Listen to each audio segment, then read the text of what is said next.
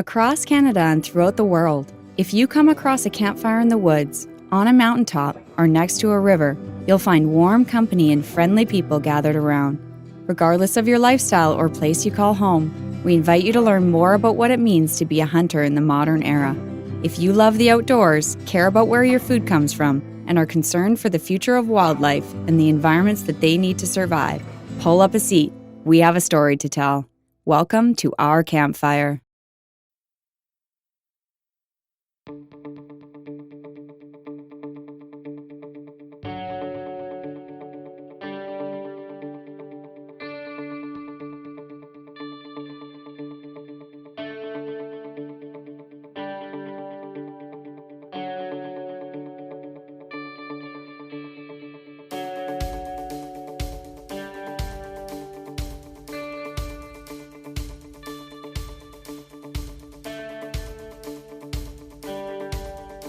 Welcome to Talk is Sheep, a podcast by the Wild Sheep Society of British Columbia. Join us as we cover conservation updates, tips, and tricks to campfire chats.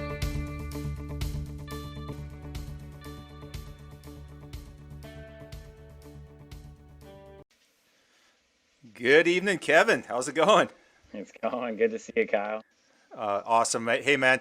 Thanks for joining me on this. It's Friday night, our fun night for what's traditionally our Kamloops convention. We're doing our Wild Sheep Salute to Conservation.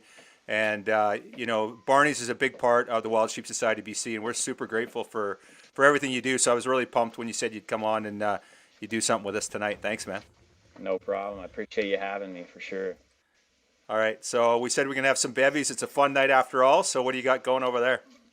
So, local brewery did a kind of a custom Barney's IPA featuring quite the band of rams taken by a local photographer here. But so your local brew.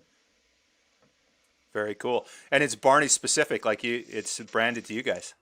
Yeah, so I mean he does little kickoffs, little collaborations with different businesses and things like that, and he's a big hunter, so it worked out where we got to get together and kind of create something kind of cool. Right on, man. That's awesome. Okay, well, cheers. Here's to that. Cheers. I'll drink to that.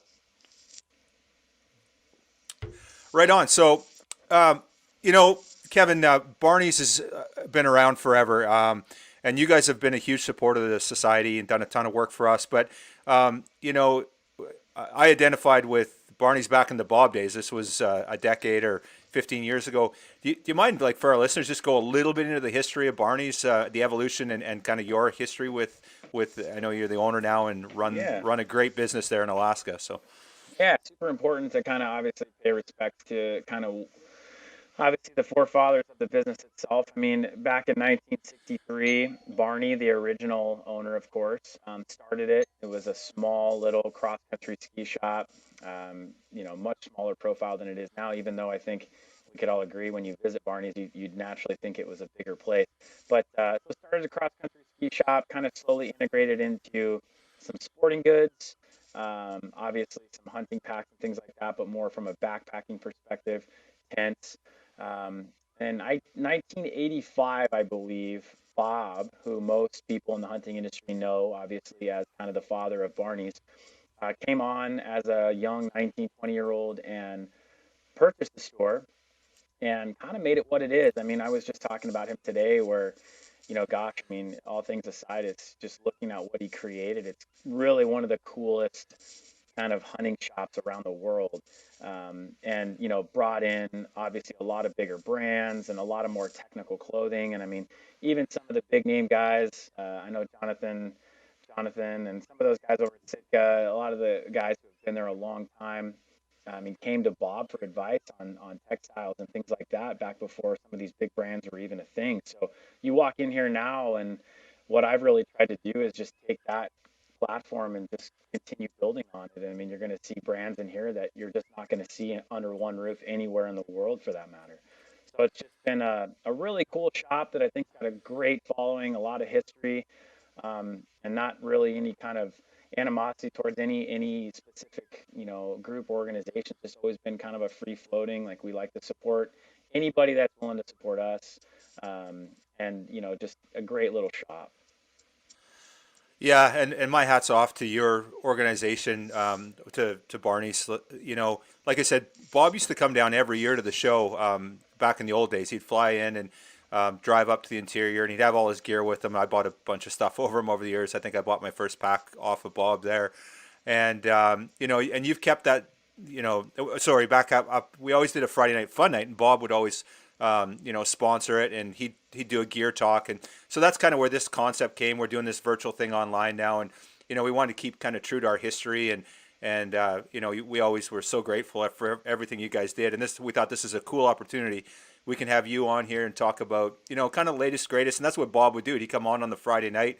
We'd be all sitting around drinking beers and bullshitting, and he'd start talking about gear. He'd get up on the stage, and you know, at times I felt sorry for Bob because guys were talking so loud, and he'd be presenting. But you know, I think it was a great show for him, a great fit, and you've kept that tradition alive. You've been one of our greatest supporters, Kevin.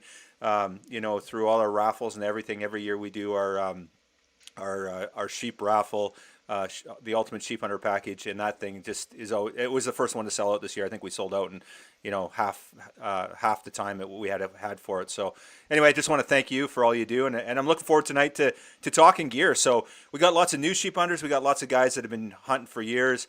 You know, I'm by no means an experienced guy, but I'm, you know, been out in the field before, and I'm always in the shop talking to you, and you've always got the latest and greatest. So I think this is a kind of a cool opportunity to touch base with you. And one of the things I love about what you do, Kevin, is that you know, I'll come in and I'll say, "Well, tell me about your Barney stuff." You go, "Yeah, okay, I'll tell you about that, but this is maybe a better fit for you." It's and you know, before we got going tonight, you know, we touched a little bit on that. So you know, kind of talk about your philosophy as a store owner or a business owner, and you know, finding the right gear for the guy, and how you approach that as an owner.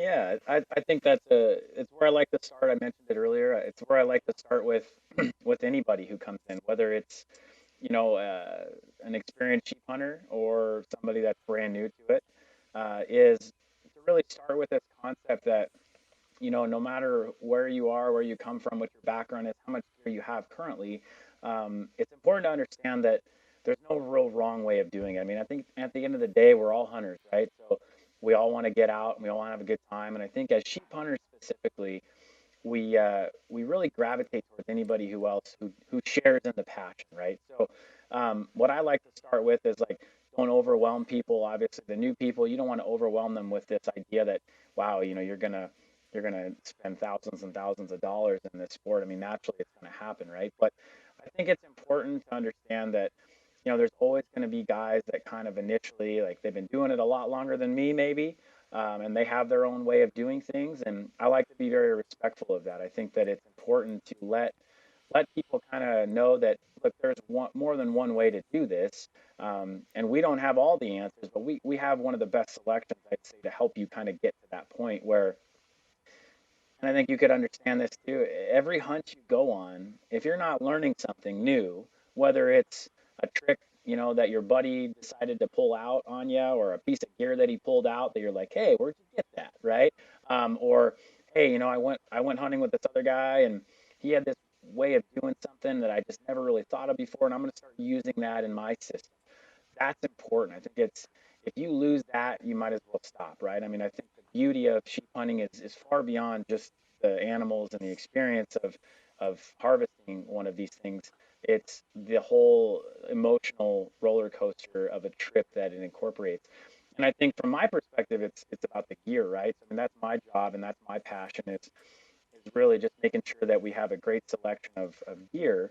But then, as you mentioned, to start off by kind of leveling the playing field, right? So, who you are, where you're coming from, what do you already have?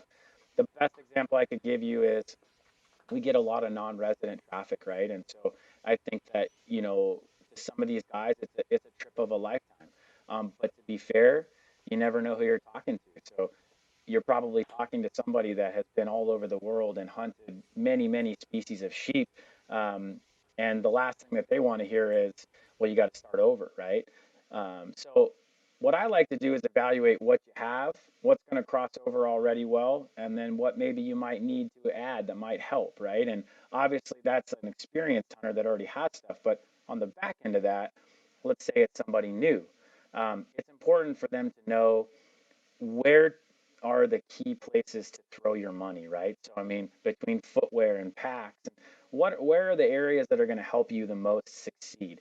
If you want to wear cotton base layers, wear cotton base layers. But hey, maybe you can have a nice insulated jacket and a nice hard shell. Like buy the better base layers next year, or, whatever it might be. So I think just kind of evaluating who you are, what you're going to do, and then really making sure that people understand there's more than one way to do this, and there's no wrong way to do it. If you're out there sheep hunting, you're doing it right, right? I mean, you're going to learn. Nobody starts at the top. And we all were there. We've all used cheap gear, and that's how we get to where we are today. Is we get to the point where we're like, we're not playing that game anymore, right? So that's just what I like to do. That's how Bob did it. That's what I like to do, and I think it really correlates into just who we are as a business. Yeah, it's fantastic, and I've always loved that about it, about you guys too. You've been always customer first and real genuine in the approach when I've dealt with you, and I think that's why you have the respect in the industry that you guys do. So you mentioned there, Kevin, specifically about prioritizing, gear and that sort of stuff, and trying to figure out what's important to a guy. But when somebody comes in and they got a fixed budget and they say, I need some gear, where should I invest? What would you say when you're looking at a guy? What would you say is a priority for that when you're evaluating it? Sure, yeah, and I mean, I think it's a great question because it comes up all the time, right? And we're about, I think we're 3 days away from finding out the draw hunt results here in Alaska. And so what I'm going to start to see is guys who have drawn the first tag of their life. They want to try sheep hunting, or even just hunting in general up here. And they're going to come in and they're going to say, hey, look, I've never done this before. I'm on a fixed budget.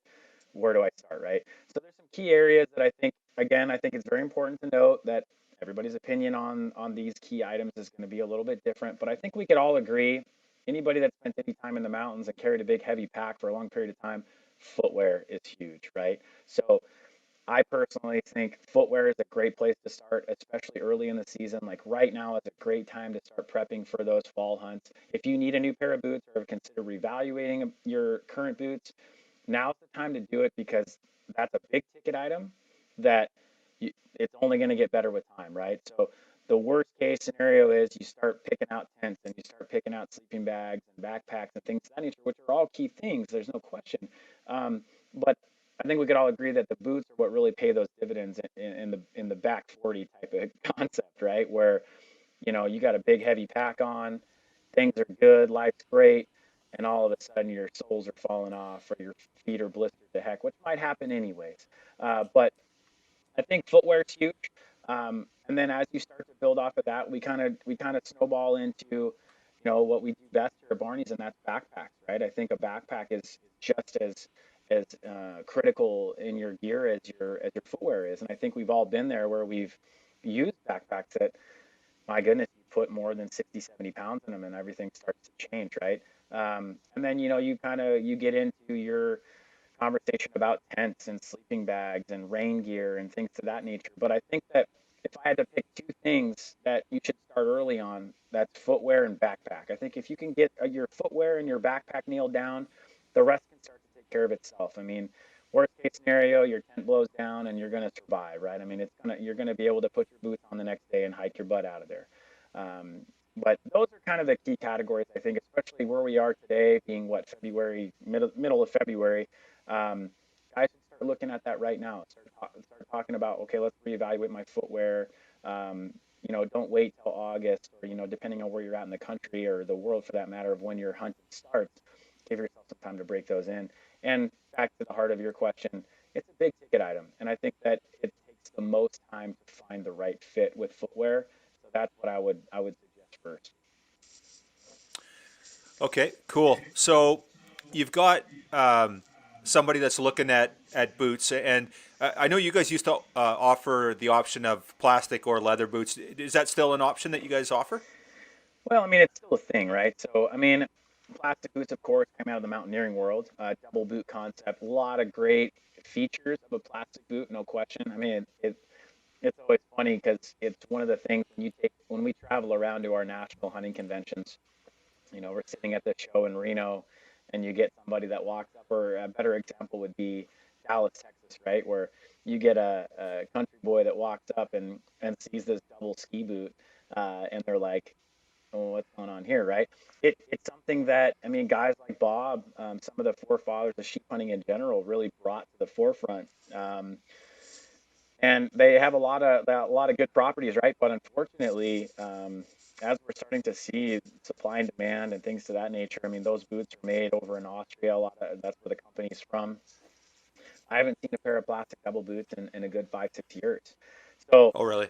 Wow. yeah, so unfortunately, I mean, you can find them secondhand, things like that. But there's technology is getting better and better and better. I mean, even in leather boots. So although stream crossings are a big part of sheep hunting, and that's always been a battle, right? From like a weighting system perspective, how do we get across without soaking our boots? And that's where plastic boots really came in.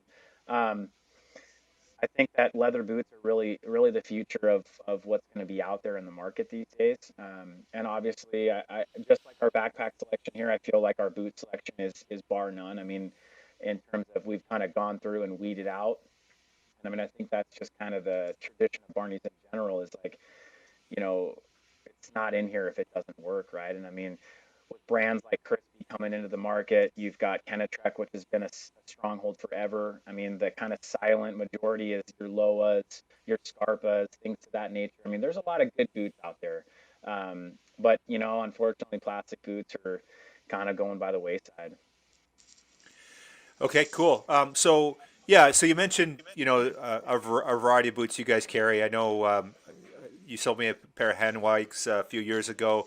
They were a good boot. I recently switched to Loas. Really happy with those. Um, so you get a guy that comes in the store. It's pretty easy. Try some boots on, whatever. But a guy calls in from Dawson Creek, from BC somewhere, right? And Right. can't come in the store. Doesn't have a Cabela's or some big box store nearby. Doesn't have really any options. Where do they start? Like, obviously there's a conversation there, but what kind of advice do you give guys like that call you up and say, Kevin, send me a pair of boots? How do they figure out what's going to work for them? Obviously a challenge, right? I mean, it's something that being in Anchorage, Alaska has really kind of presented major issues, right? I mean, and that's kind of where like the expertise, the knowledge. I mean, Bob was very good about, reassuring people, and obviously he trained me to be what I am today. So, the key is it's really not that complicated. I think that the one comment that we make a lot here in the store when people are trying on boots, there's all different kinds of people that try on boots. And there's the kind of guy that walks in, the first pair of boots you hand him, he puts his foot in them, doesn't even lace them up, and says these are them. And then there's the opposite end of the spectrum where you've got a guy that's trying on 5, 6, 7 pairs of boots in two different sizes. I think the biggest key is don't overthink it, right? I mean, get yourself into a scenario. I mean, to be fair, you've got Italians and you've got Germans. They build the best boots. So, I mean, whether you're looking at Scarpa, Zamberlan, La Sportiva, Crispy, those are all your Italians, right? Italians are generally known for building a little bit more of a technical fit, a little bit narrower boot, a little tighter in the heel. In nature, can be a little too narrow for some people. Whereas Germans, they build a little bit fuller of a boot. I mean, everybody kind of knows Mendel. Unfortunately, Mendel is really not brought into the U.S. as much anymore. But Loa, Hanwag, those are going to be built on a little wider last, a little fuller cut. And same thing with Kenetrek going into that Italian side of things. I mean, so I think the biggest key is when somebody calls in, we kind of try to identify, all right, what kind of foot problems do you have, right? Do you have a wide foot? Do you have a narrow foot? Have you ever had issues, um, with your feet in general? We can talk about aftermarket insoles. After we narrow down kind of the brand, the concept, we start to ask questions like, okay, have you ever had any issues with heel slip? Have you ever had, blisters on your heels, or if you ever had issues up front where, your pinky toes getting crimped? I mean, there are boots that we carry that, we can ask specific questions and kind of start to narrow down what kind of foot you've got. And then, of course, we play the old-fashioned trade game, right, where we do our best shot. We send them to you. If some guys will float 2 or 3 pairs at a time and then return the ones that don't work. We're always willing to do that for people, especially our Canadian friends, obviously, who battle the exchange rates and just import duties and shipping and things to that nature, and just lack of options there in Canada. So that's always been a big draw for me, is just trying to find a way to get boots and get product to Canada. And I think they're a great example, because it's not like the U.S. here, where somebody could, look online and order from somewhere else. I mean, they call us because, we have the selection and we have the expertise. And I think that keeping it simple is really key with footwear. I think the minute you get into a scenario where you're overthinking it, you should probably take them off and sleep on it. And that's kind of what we do in here when somebody's in here trying on boots. We get to a point where you kind of walk by and they're on their sixth or seventh pair of boots and second, third size. We should probably take a break, right? We should probably move on. But all things aside, it's workable. If somebody needs a pair of boots from afar and we have them, I'm happy to send them over, and obviously talk through, kind of figure out what kind of foot they've got, and just kind of work the problem. And if we need to switch things out, it's just part of the game. You're going to do it with a big box store anyways, right? So that's kind of why we try to accommodate as much as we can with footwear, especially. That's awesome, man. Very cool. Any big changes, or you said Crispy's come on the market now. Is there anything new in boots that have come out that were earth shattering? Anything groundbreaking that really stand out? Well, I'd say footwear is definitely evolving, just like technology in general, where um, you get to a point where there's all kinds of different brands out there. And I think that once you kind of get it narrowed down to, some of those top key boots that we know are lasting on sheep hunts or these mountain hunts, I mean, that's half of the battle, right? Is just trying to weed out some of these boots that we know the soles are wearing out quick, or they're blowing out on big heavy loads, or maybe they're just not giving the support, or maybe they're using a lower level waterproofing. Um, I think the key is figuring out what kind of foot you've got, right? So it's technology wise. I mean, yes, Crispy, Kenetrek, Loa, Hanbok. I think everybody's staying pretty top notch when it comes to ingredients. Um, but I think that kind of goes back to my comment earlier about, you know, we get this all the time where guys are just like, hey, my buddies are running these Hanboks, right? And they're doing super awesome. I'd like to try them. I got no problems with that, right? Like, awesome. Let's see how they fit your feet. But that's really the key to it, right? Is it's not a truck where your family drives a Ford your whole life, so you're going to drive a Ford. It's not really that conversation. It's more in depth than that. So I think that in this day and age, the top name brands are all doing what they need to do to stay on the top end of the technology. And I think it's really up to the end consumer to make sure they're doing their research and actually putting their feet in these boots to make sure that they work for them. I mean, I can't say it enough that taking a friend's recommendation on, well, my buddy's a guide and he's been running these boots, da da da. It's not always the best scenario for you.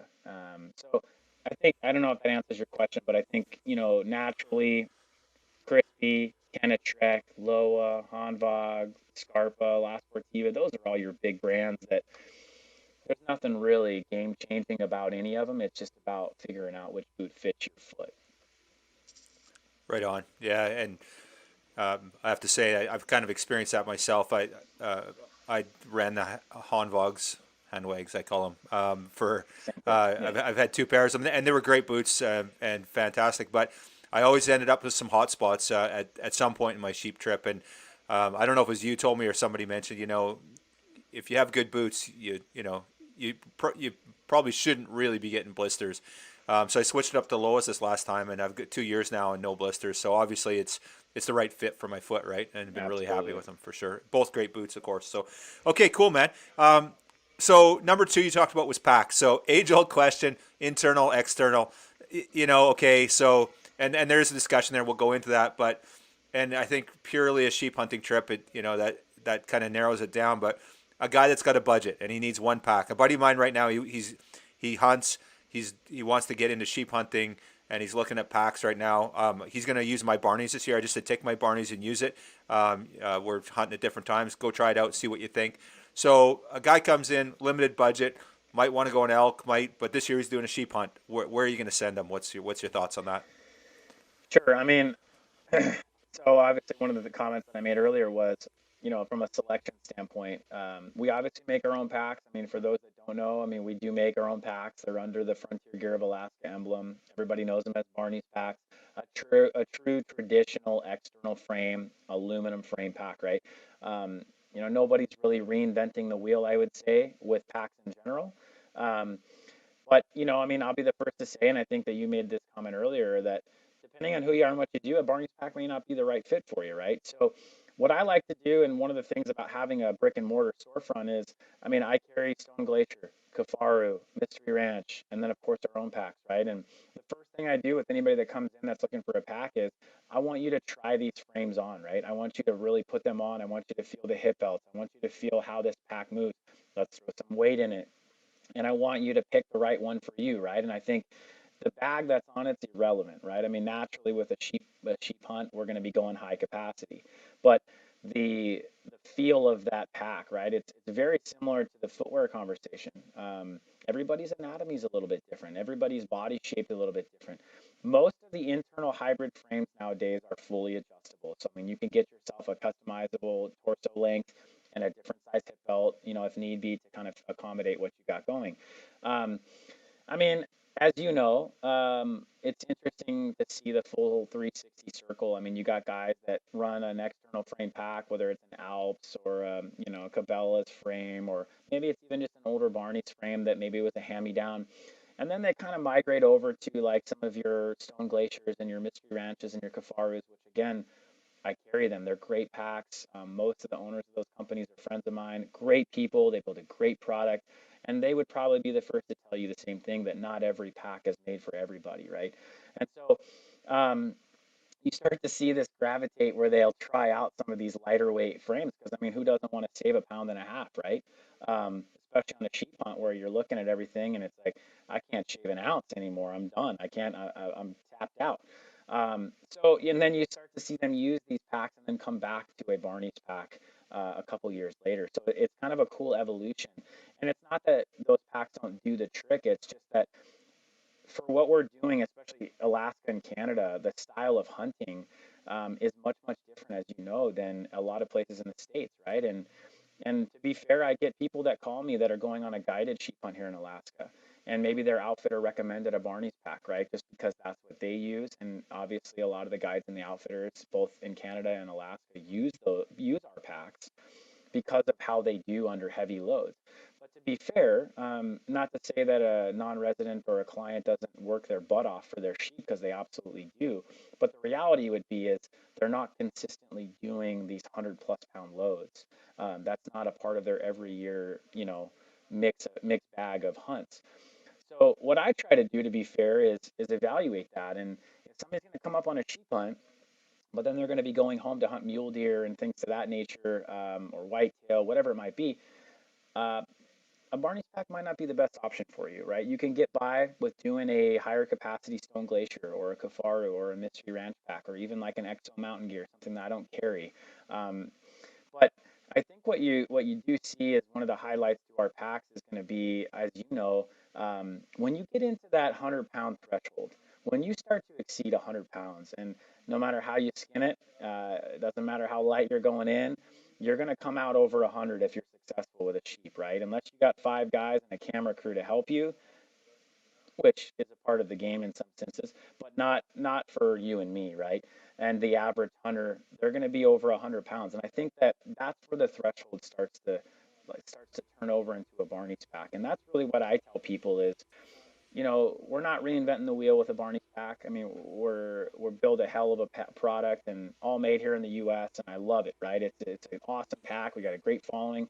And I'd be the first to tell you it's not for everybody, but at a 100-pound threshold, when you start talking about putting 100 pounds on a Barney's pack and 100 pounds on another brand, that's when you start to see things change.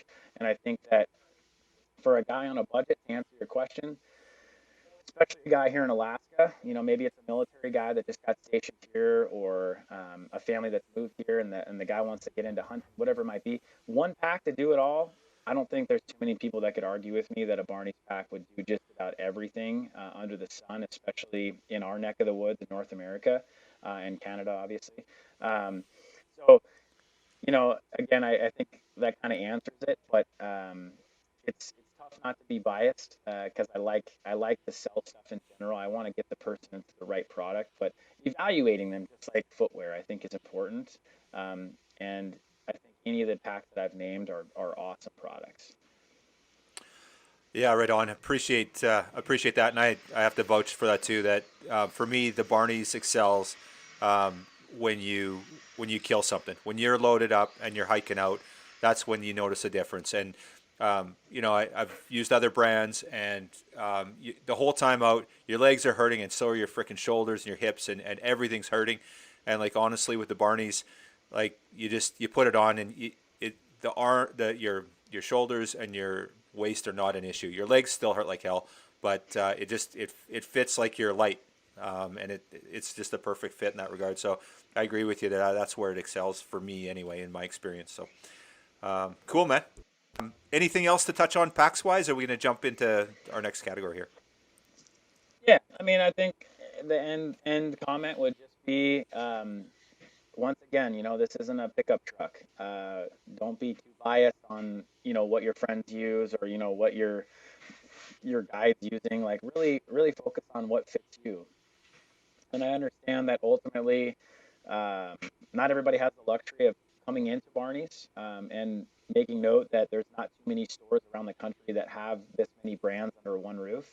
Um, do what you can. I think it's an important, even if you have to return things and pay shipping returns and things of that nature, find the frame that works for you and make sure it's fitted.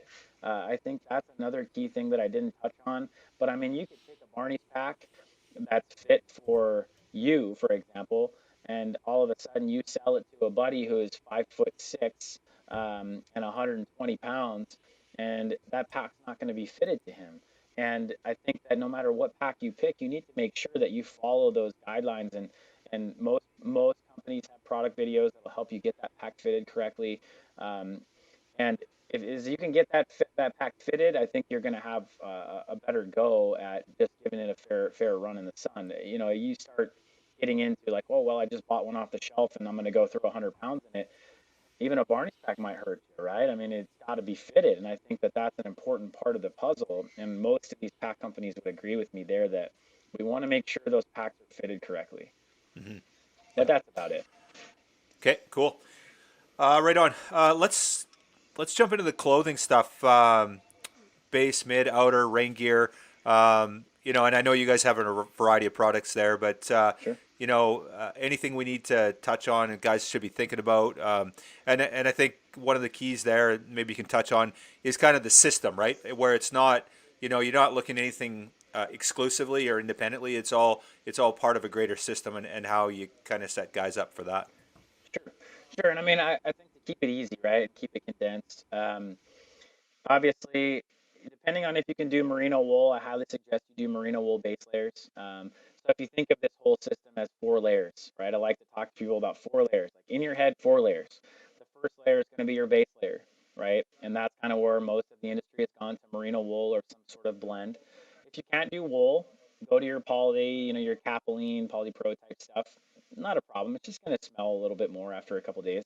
Um, so, I don't spend a ton of time talking about base layers because I think that most companies do a pretty good job. And however you want to buy your base layers, you buy your base layers. The mid layer is another area I don't talk a ton about just because everybody's different. But your mid layer is kind of what I would call your high output layer. So that's going to be your mainstay hunting pant and hunting top.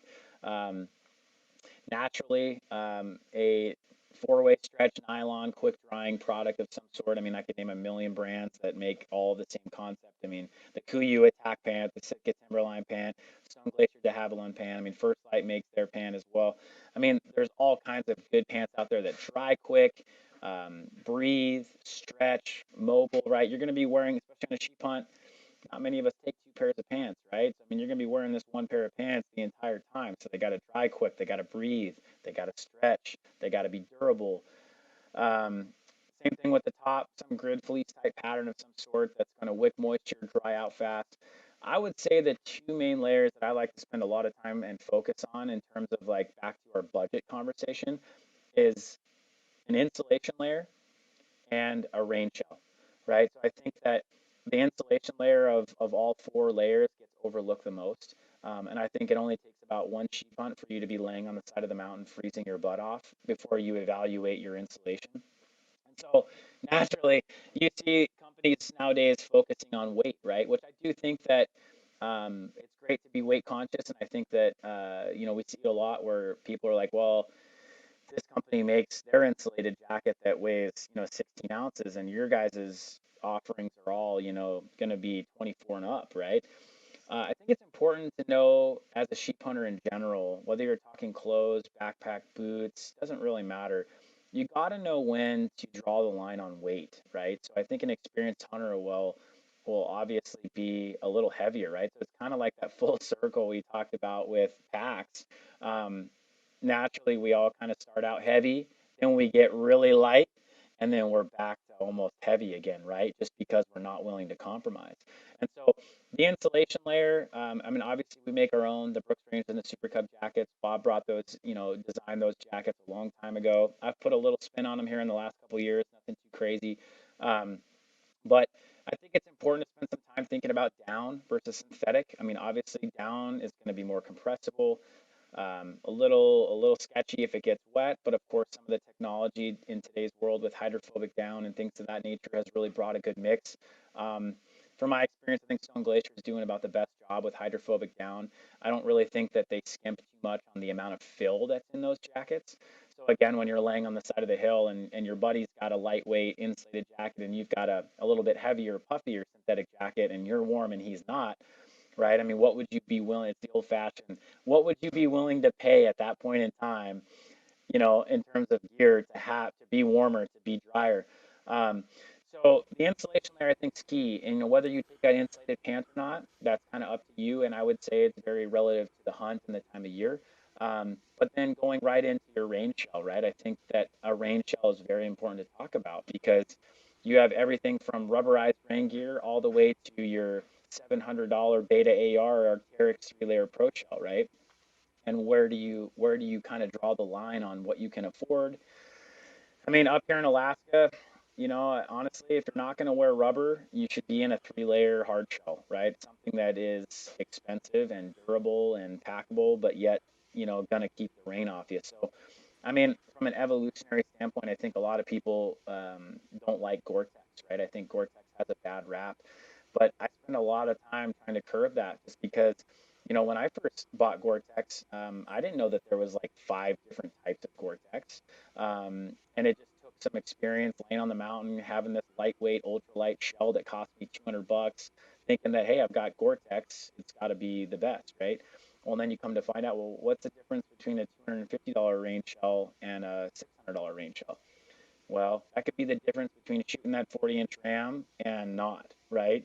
So I think that you really want to pay attention to what you invest in that insulation gear and that hard shell, because I think that, as I made this statement earlier, a guy could wear cotton base layers and Carhartt pants, but if you've got a quality insulated jacket and quality rain gear, I think mixed in with a good pair of boots and a pack, you're going to be in really good shape, right? And if you're going to throw your money at something, really focus on those 2 layers. Right on. Really good advice.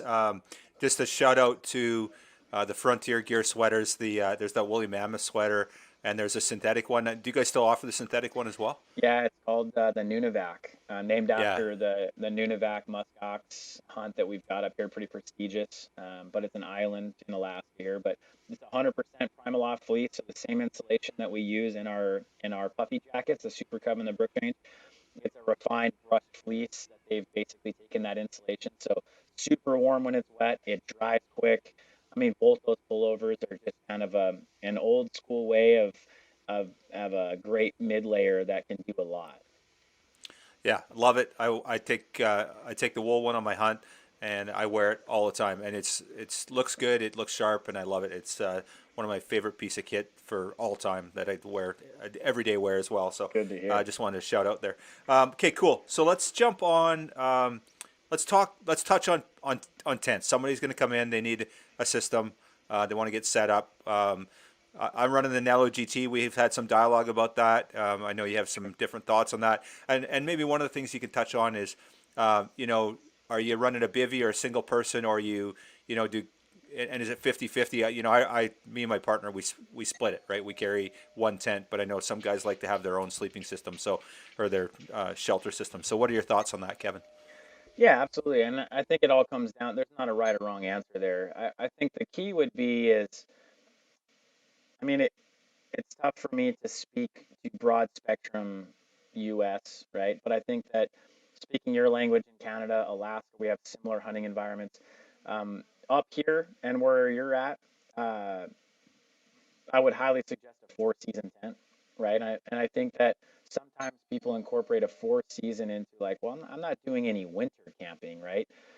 It's not really about that. I think it's when you start to get above tree line, and you start to get into a scenario where you don't have trees and landscape to kind of break some of that wind, especially in places up here like Kodiak, the Alaska Peninsula. I mean, when you get into sheep country, coming off of some of these glaciers, I mean, you can have winds exceeding 60, 70 miles an hour. And even in August, where it's 75 degrees in the day, it can snow at night, right? So I think a four season tent is generally speaking like a very safe play. Obviously, we sell Hillebergs primarily. We do sell this new Stone Glacier tent as well that has proven to be a great option. Um, but picking a tent that is not just going to be this ultra light sheep hunting tent. I see it a lot where guys come in, okay, I have my Nalo GT for my like base camp style concept, but then I want to go ultra light when I spike out. And I understand that concept, and it very well may work for a lot of people. But I think that from a budget perspective, that's very tough for someone to buy more than one tent. But then the more important aspect would just be understanding how fast the conditions can change. I mean, we had a year up here in Alaska where in the Brooks Range, it was 75 and sunny one day, and then August 11th rolled around, the day after opening day for sheep, and they got a foot and a half, 2 feet of snow in the Brooks Range. So picture yourself, going ultra light, um, and then things not going as planned, right? And I think that if you think about that on the front end, you start to realize, okay, so I'm going to compromise in some categories, but with your shelter being one of mankind's obviously one big thing, right? I mean, you got to have a shelter, and for me personally, I've just been there too many times where um, I've been in these conditions where it's unbelievable, and to think that I would have brought a lighter tent or something that maybe wouldn't have held up, you start to kind of contemplate like, what would you do, right? So to focus on something that can not just do a sheep hunt, but then other things too. And I think that up here especially, we get people that just think, well, it's going to be nice and sunny all the time, and it's August, and I'm not going to have very much weather. And then you start to get to that 4,000 foot elevation, you're backed up against a glacier, your rivers are coming up. I mean, it's potentially snowing. So I'm a big four season guy, even if it means you have to carry a little bit of extra weight. I think when you're laying there and, pardon my French, but shit hits the fan, but that you're dry and you're safe, right? Your shelter's going to hold up no matter what happens. That's a big peace of mind that I think you just can't put a dollar sign on. And I see it too often where guys are like, well, I'm not going to even take a tent. I'm going to take a bivy, or I'm going to take a tarp. And that may work in some parts of the states where, you're a phone call away from the truck or from a friend that can come help you. But as you well know, I mean, in a lot of these places where these thin horn sheep especially live, the only phone call you can really make is the helicopter to come get you, right? So I think when you're paying attention to tents, really ask yourself what you're willing to compromise, and picture yourself laying on the side of a hill in a broken pulled tent that was three season ultra light. You were lighter than all of your buddies going in, but now you're cuddled up next to one of them in their four season tent. At that point, I think you should think about maybe carrying a little bit more weight. Yeah, sage advice, absolutely, and that's the one thing that will end your hunt, right? If you're screwed shelter wise, you're off the mountain, and you have the right gear, you just wait it out, right? The weather's going Right. to change. It's not going to be like that for 2 weeks. So, yeah, that a good tent has definitely saved my bacon more than once for sure. So, okay, cool. So another big one for me, and I think a tough one for guys, and I get a lot of guys that are interested in getting on the mountain. Obviously, lots of questions about packs. And the other one that seems to come up all the time is sleeping systems. So, and then the age-old question: are we down or synthetic? So, guy comes in, he wants to do a sheep hunt, and I know, again, an August sheep hunt versus an October sheep hunt are two different animals. But some guy comes in and he needs a one thing does all, and he's going to go sheep hunting, and he wants a system. Where do you head with that? Well, and I think that that question can be, it's very ambiguous, right? Just because a lot of what we've talked about already plays into that decision, right? So i- if you're gonna go with if you're gonna sleep in a bivy or under a tarp, um, and not take a tent, and then we translate into our sleep, our sleeping bag conversation. I'm gonna say probably you should probably take a synthetic bag, right? Just because what synthetics do for us is obviously they can be soaking wet. We can wring them out, and they're still gonna keep us warm. They also pull moisture off of us, right? So obviously the concern with down is if it gets wet. So I mean, although hydrophobic down has certainly kind of helped bridge that gap, I'd say it's not enough to eliminate the fact of over time that down will get wet. If you had a big emergency situation where you're crossing a stream, we've all been there, got your pack unbuckled, and you take a wrong step, or it got too deep or too swift, your pack goes down river, everything's soaked, right? Um, those extreme situations, I think, kind of help dictate, how you feel about those situations and how you would picture yourself in them. I'm a big synthetic guy naturally. I always kind of have been, and there's light enough synthetics out there where I think that me personally, I like to save weight other places. I've toyed with the down. I have so many friends who are guides, outfitters, avid hunters that do a heck of a lot more than I do. Um, that are running down bags, and they do extremely well with them. So I don't want to discredit that at all. I think it's very important when you're answering that question of which direction you go, um, is about what kind of hunter you are. And you know, I like to bring this up a lot because I think it's important to think about. If you were going to take your wife or your girlfriend with you on a sheep hunt, what would you put them in, right? Most people, after hearing the differences between down and synthetic, we would naturally want to take care of that person by putting them in a synthetic bag so that we know they're going to be warm and safe no matter what. So naturally use that as kind of a guide of like, okay. But I mean, to be fair, again, I think it's very, I mean, if you've got the Nalo GT and you've got some of the highest grades, compression, waterproof compression sacks out there to keep that bag safe, and you're very conscious of it, why not save the weight and get a down bag and the space for that matter. But I think that I like to talk about synthetic bags like kind of a Barney's pack where it's a one and done, right? If you're running a synthetic bag, it's kind of like a Barney's pack where you can pretty much do anything under the sun and get it done right, and not have to worry too much. And the other point that I like to make on that conversation is having been there at least a little bit, right? I mean, I'm just like you, where there's a lot of guys who've done a heck of a lot more than I have. But what I do know about hunting, and especially sheep hunting or mountain hunting in general, when you see the plane fly away, or that you're a long distance away from any help, is it's the mental stressors that we incur. I mean, it's a roller coaster, right? I mean, all of a sudden you see a sheep day 5 and it's the biggest ram you've ever seen and you hadn't seen anything leading up to it, and then he's gone. Or maybe you get soaked because you fell in a creek, or you're running out of time and you got to get home and you spent a bunch of money. There's all these mental stressors that come into play, and I think that if choosing your gear can help ease your mind out there in the field, where like, hey, it's been raining for 4 days and my bag's starting to get wet from condensation and things of that nature. That's one more stressor that you could have probably eliminated had you just got a synthetic bag, if that makes sense. So I just like to kind of eliminate, when I'm picking gear, I like to pick gear for me personally. And again, I think you made a great point. Depends on the time of year too. And you could even take a look at the weather. If you have the luxury of having a couple bags hanging in your gear room, and it's just been a phenomenally dry year, hey man, save a half a pound or a pound and take your down bag. Um, but I think that at the end of the day, if you can eliminate some stress on the situation and take a synthetic bag and justify maybe shaving weight other places, that's what I feel the best as a retail sales associate first, right? Selling a synthetic bag, because I know that no matter that person's experience, it's a great start, if not a great bag for them in general, longevity wise. Right on. Can you touch on um, anything with the sleeping pads? I guess there's not much there. You pick your R value, and you just obviously getting a pad of some sort, probably Yep. inflatable more than likely, and off you go.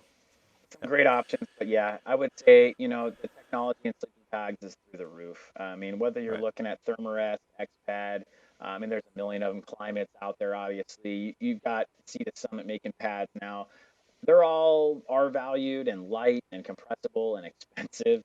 Um, but, at the end of the day, yeah, I think that's a pretty self-explanatory one. Not much really new in that category. Okay. Cool. So obviously, there's a ton more stuff we can go into: cooking solutions, survival gear.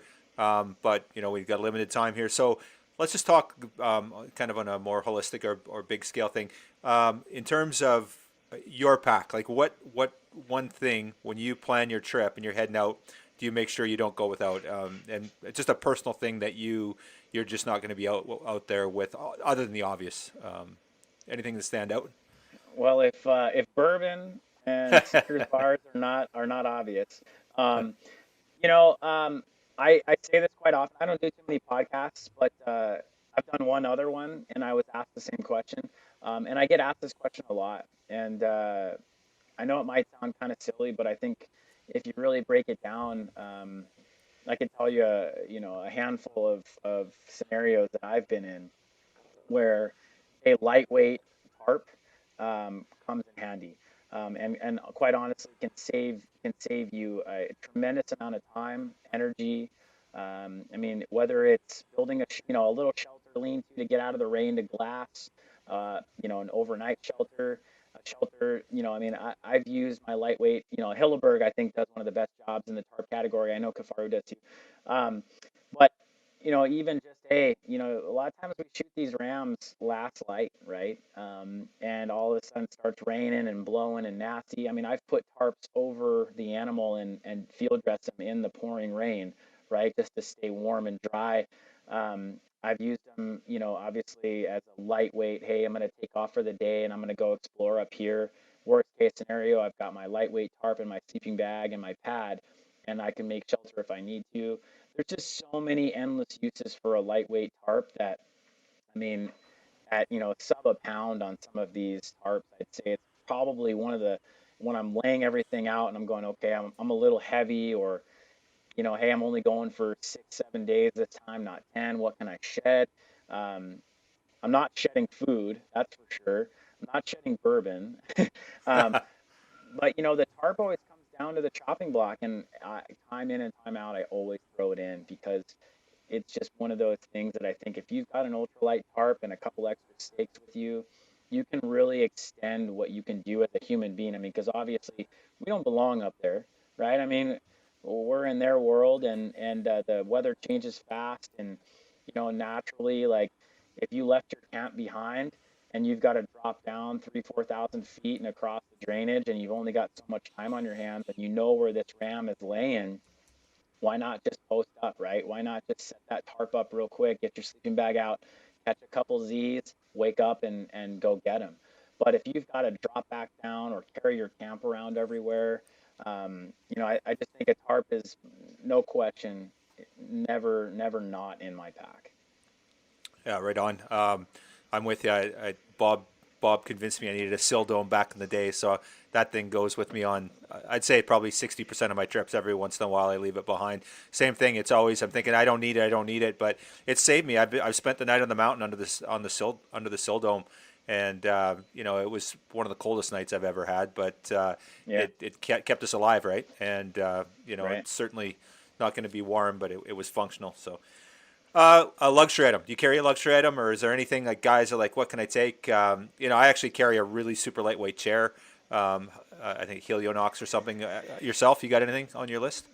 Yeah, yeah. I mean, I'm right there with you. I think that you know, up here in Alaska, we use bush planes a lot. I mean, I haven't really talked to you in length about how you guys get in and out of places, but you know, if you ever hunted up here, or used somebody with a bush plane, I mean, hurry up and wait, right? That's the old saying with bush planes. And the weather can be great and you're sitting around going, man, they're going to be here any minute. And 3 days later, they show up, right? So between getting backed up and weather and things of that nature, especially as you increase into the fall, um, when you're sitting on an airstrip with no back support leaning up against the pack, it could crush you, right? I mean, you might spend the next 2 months getting over that. So a Crazy Creek roll-up chair, a Helinox chair of some sort. I mean, for goodness sakes, you don't even have to carry it around. But the best example I could give you is when you go with a buddy and he whips out the chair and you left it behind because you wanted to be light, you're going to just be dreading it, right? So I'm with you. I think from a luxury perspective, a little bit extra whiskey and a chair does a lot. Right on. Yeah. Awesome. I love it. Um, okay. Anything new that's come out in that last, year and a half that stands out? A piece of kit that you're just like, yeah, this is revolutionary, or just, head and shoulders above anything else. Anything stand out that you can think of that's kind of revolutionized things? I mean, it's always a tough question because, we get that a lot where guys come in, hey, what's new, right? I mean, nothing specific, to be honest. But what I will say is it's impressive how far gear has come and how it continues to be refined. And there's just so much good stuff out there. And I think that you and I talked initially before we came on the air about not getting your head wrapped around one brand, right? Not getting sucked into, well, I have to be everything this brand, right? I think as an industry that's changing, right, where people are a little more open-minded to like solid colors and things that they can incorporate, and not be that traditional like head to toe one brand. But I think even though it's not answering your question directly, I think it's important to kind of mix into that question just because naturally there's so many good products out there that every single brand, I mean, they're just feeding off each other, and every year it's something new here or new there, and there's a counteract measure taken with another brand, and so naturally, there's a lot of cool stuff out there that just continues to get better and better and better, and keeping an open mind about that and not just being your head down like, hey, this is my brand, I'm sticking with them, whatever they come out with is what I'm getting. Um, I mean, there's some definitely a lot of advances in the bino harness world, I think, is one category that I've seen a lot of traction on. So, the old fashioned bungee bouncing, off your chest and while you're trying to run up the hill. I mean, you got companies like Marsupial Gear, FHF Gear, Stone Glacier just came out with their new one. I think that those bino harnesses are huge, man. And I always talk about optics in all my sheep hunting seminars that I give because I mean, the more you see, the more opportunity you have, right? And um, I think that having a good bino harness is actually pretty key. But I mean, coming to mind, one last thing I'd say, if I had to say like one revolutionary thing, the inReach units. Yeah. Those inReach units are phenomenal. I mean, I'm usually the first to say like, hey, when I'm out in the woods, I want to be cut off. I don't want to call home very often. And sat phones kind of helped with that because naturally we would just like get cut off and like, well, we kind of told them we're good and we'll call them in a couple days. But these new inReach units are phenomenal between using some of the Onyx hunting systems. If you're down in the States and you've got a lot of private land mixed into public land, knowing where you're hunting, I think educationally and also just from like up here and probably in Canada, for example, being able to look in high def at some of these maps and communicate with the outside world it's just a huge advance. I mean, even 10 years ago, we didn't have that, right? I mean, it was the old fashioned sat phone call where you basically start off with, hey, I'm okay. I'm probably going to get cut off, but I'll call you back. Whereas these inReach units are just getting better and better and better. I mean, Garmin just launched I think it's called the Montana or something, and it's like high def maps. I mean, you can chip map it. You can, I mean, take pictures with the darn unit. So I think between the bino harness systems advancing and more of the gear aspect and from the electronics world, the inReaches are tough to beat, man. If you don't have one, you better get one because they're darn nice. Right on. Yeah. Awesome, man. Appreciate that. So one last question for you. 21, 22, any new gear coming out from Barney's? You working on anything? I know you're an innovator. You're always coming in with new stuff. You got cool equipment. Anything coming down the pipe? Well, so I just launched a new rendition on some of the Barney's packs. We added some compression straps. We added some directional pulls. Obviously, we upgraded our hip belt a couple of years ago. We added some accessories this year, an optional lumbar support for those of us that want lumbar support, some hip belt pockets, a new rain cover. But I'd say the biggest news we got coming will be early summer. We've got a new hunting pant coming out. Oh, cool. And to be fair, I mean, as I mentioned earlier, we're not reinventing the wheel on anything, but it's called the PA18 pant. So for those of us that don't know what a PA18 is, it's basically a Super Cub, right? It's the original Super Cub, um, and we've obviously named one of our jackets after that. But the PA18 pant is going to be released late spring, early summer, and it's a culmination, really, is what it is, of everything that's out there and how we could make it better, what they Cool. were missing. So, I don't have the luxury of building, two, three, four different pants to try to fill the niche of everybody. So there's certainly going to be some people that this pant doesn't apply to, but from a sheep hunting perspective, we took some of the biggest name brands out there, laid out their pants. We've used them, we've beat them up. Um, Kind of the old-fashioned Bob way of how to design stuff is where are the weak points? What would we like to add? And we just created a pant that I think is going to be again, it's not gonna change the world. It's not going to change the industry, but it's going to offer a unique spin on a lightweight sheep hunting pant with some vents, some reinforced knees and seat, nice, quick drying four-way stretch fabric, and just a very simple pocket design. And I'm hopeful that it'll be a Barney's mainstay for a long time. But that's coming down the pipeline. Um, like I said, late spring, early summer. It's going to be an awesome addition to the Barney's lineup. Awesome, man. Yeah, I'm totally stoked. I'm going to check it out for sure. So, cool. So, we've kind of used our time up here, Kevin, and I really appreciate you. I know you're staying late here, and you're supposed to be at home with the family, so thank you for that. So, anyone that wants to get some Barney's gear, I know a lot of sheep hunters in BC use you. They're we talk about you all the time, and Barney packs are mainstay on the mountains in BC. I see them everywhere, including on my back. So, somebody wants to buy some gear from you. How do they get in touch? What's the best way to do that? Yes, I mean, at the end of the day, we're old-fashioned, right? I mean, it's one of the griefs that we get a lot is our website is a catalog, right? So, I mean, you can go to our website, barneysports.com, two S's in the middle, one at the end, and use that as a guide, right? So, I mean, you can create a profile, you can add things to your cart, but I want to talk to you. I want to be a part of your gear selection, and I apologize if that offends anybody or is inconvenient, but it's really crucial to what we do here. So go to our website or just give us a call, even if it's just like a staged question, right? Like, hey, I'm looking into backpacks. Can you talk to me a little bit about your guys' packs versus some of the others in the market? We like to talk to people. We like to be a part of your gear selection. And on the other side of that, we're here if things go wrong too. So go to our website. We've got a Facebook page. We got an Instagram, account. All those places you can see updates and things of that nature, especially with some of those new products coming out. But website or good old fashioned pick up the phone and call us, and we'd love to talk to you. Awesome, man. Well, hey, Kevin, I can't thank you enough for your time today, but also just your conservation footprint. You and I have had many conversation on cold winter nights or cold winter days in Alaska, talking about sheep hunting, about ethics and conservation, and I know that you're a diehard sheep hunter and you're just as passionate as anyone I know about it. It shows in what you do, and you put your money where your mouth is. You've always supported the society, and we're not the only ones you support as well. The Barney's Ultimate Sheep Camp has become a mainstay in what we do, and you fully donate that stuff every year. So we can't thank you enough. It's just phenomenal what Barney's does and what you personally do. So I want to thank you for your time and just everything you do to support wild sheep and conservation.